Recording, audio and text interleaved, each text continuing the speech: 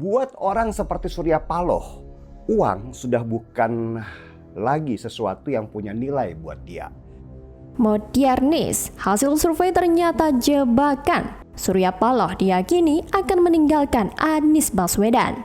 Denny Siregar pastikan Anies akan diselingkuhi Nasdem. Ditulis oleh tim redaksi jurnal, dikutip dari berbagai sumber. Ada nilai yang lebih tinggi dari sekedar uang, yaitu kekuasaan, kebanggaan, dan pencapaian dalam kesempurnaan. Dan karena kesal pada Ganjar, akhirnya Surya Paloh mencalonkan Anies Baswedan yang pada waktu itu sedang tinggi-tingginya. Pegiat media sosial Denny Siregar menyoroti dinamika perpolitikan khususnya yang tengah dilalui oleh Surya Paloh di Pilpres 2024.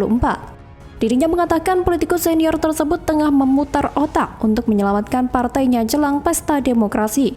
Hal tersebut karena blunder dalam memajukan Anies Baswedan. Surya Paloh kebingungan dengan semakin menghilangnya elektabilitas dari Anies Baswedan. Menurutnya, mantan Menteri Pendidikan tersebut akan segera ditinggalkan oleh Surya Paloh. Hal tersebut demi sebuah ambisi. Menurut Denny, Surya Paloh sebenarnya sudah tidak lagi berbicara uang, karena uang sudah tidak ada artinya lagi bagi Surya Paloh.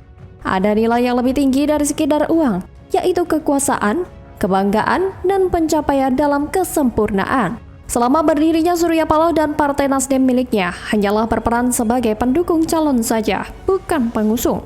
Sejak Jokowi memimpin, PDIP Perjuanganlah yang punya peranan besar sebagai partai pengusung calon presiden. Nama PDIP Perjuangan kemudian menjulang dan mereka menguasai mayoritas kursi di parlemen. Kesuksesan PDI Perjuangan mengusung Presiden Joko Widodo dan menguasai parlemen inilah yang membuat Surya Paloh iri dan ingin membesarkan Nasdem seperti PDIP. Sebuah ambisi besar dari Surya Paloh yang dijalankan dengan strategi untuk mencapai puncak. Sebelumnya, usaha Surya Paloh untuk mengajak Ganjar Pranowo menjadi capres dari Nasdem namun ditolak. Karena kesal pada Ganjar, akhirnya Surya Paloh mencalonkan Anies Baswedan yang pada waktu itu sedang tinggi-tingginya hasil surveinya. Anies Baswedan adalah jalan untuk Surya Paloh menuju eksistensi ambisinya untuk menjadi kingmaker dalam pemilihan presiden, sehingga bisa sejajar dengan PDI Perjuangan karena mereka sama-sama punya calon presiden. Hanya situasi ini, kata Denny, akhirnya jadi pisau bermata dua untuk Surya Paloh. Karena Anies tidak bisa mereka jual selain harus menjadi antitesa Presiden Jokowi. Dengan menjadi antitesa, maka Nasdem akan mendapatkan ceruk dari pendukung Anies Baswedan yang rata-rata dari kelompok Islam garis keras. Ya iya dong, kan gak mungkin Anies akhirnya menjadi tongkat estafetnya Presiden Jokowi karena memang bukan di sana target marketnya. Tetapi di dalam perjalanannya Nasdem kemudian menjadi linglung karena surveinya Anies Baswedan terus-menerus melorot jatuh. Anies Baswedan yang dulu selalu ada di urutan kedua sesudah Ganjar Pranowo, sekarang posisinya sudah direbut oleh Prabowo yang juga gencar merekrut para simpatisan Anies. Menurut Denny, jiwa pengusaha Surya Paloh goncang karena sebagai pengusaha harus mengamankan bisnisnya. Kalau Anies kalah, bisa-bisa bisnis Surya akan terus dikerjai oleh pemerintah sehingga tak bisa berkembang. Inilah ketakutan utamanya. DNA Surya Paloh adalah DNA Golkar yang gak bisa menjadi oposisi selama-lamanya karena butuh pegangan supaya bisa hidup dan berusaha. Denny melandaskan kalau Surya Paloh adalah politisi senior yang piawai dan dia juga adalah pengusaha yang handal. Nah, dalam situasi yang gak jelas untuk Nasdem ini, Surya Paloh pun merasa dijauhi oleh Jokowi. Dia merasa hubungannya dengan Jokowi merenggang. Ya, benar kalau Surya Paloh mau jadi kingmaker. Benar juga kalau Surya Paloh juga ingin menang. Tapi Surya Paloh juga politisi senior yang piawai dan dia juga adalah pengusaha yang handal. Bisa saja dia membuat kesepakatan dengan Jokowi untuk menjaga Anies untuk sementara supaya jangan dipegang oleh partai lain. Dan kelak pada waktunya, Surya Paloh akan meninggalkan Anies yang akhirnya tidak bisa mencalonkan diri karena suara PKS dan Demokrat saja tidak cukup. Apalagi hubungan PKS dan Demokrat sekarang juga sedang rapuh. Karena mereka berdua rebutan jadi calon wapresnya Anies Baswedan. Meski kedua partai itu secara kendaraan bergantung pada Surya Paloh semuanya. Politik itu cair dan dinamis, kawan. Kita baru benar-benar tahu siapa kawan dan siapa lawan waktu pendaftaran di bulan Oktober sampai November di tahun 2023 nanti. Jadi jangan kaget kalau ternyata nanti Anies nggak dapat tiket. Karena dia ternyata cuma dijadikan pacar doang. Sedangkan kekasihnya akhirnya menikah dengan orang lain. Bagaimana kalau menurut Anda?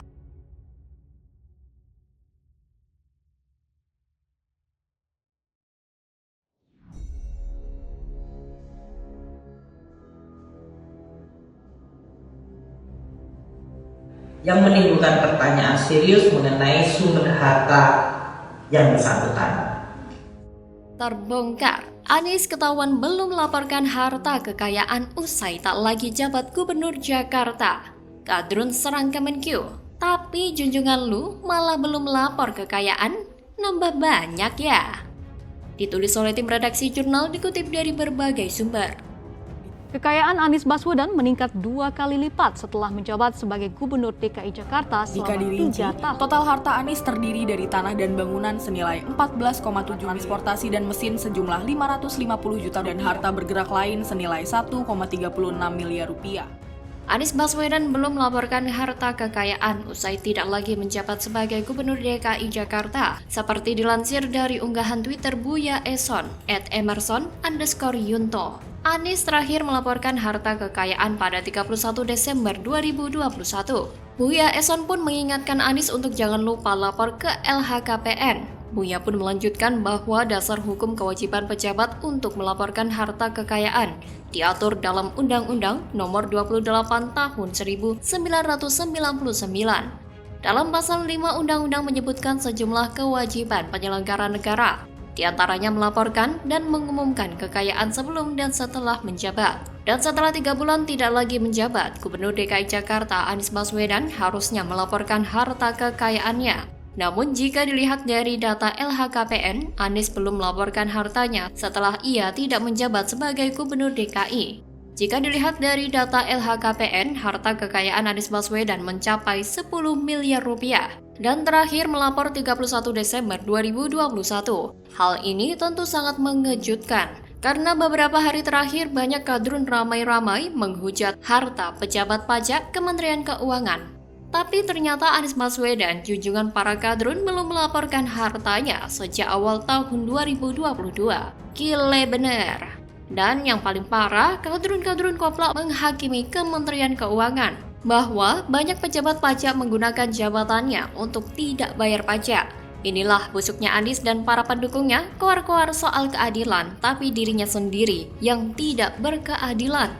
Bukan hanya pajak, Anies juga punya banyak hutang. Dan soal hutang ini sebenarnya juga sudah jelas bahwa Anies begitu licik memanfaatkan situasi.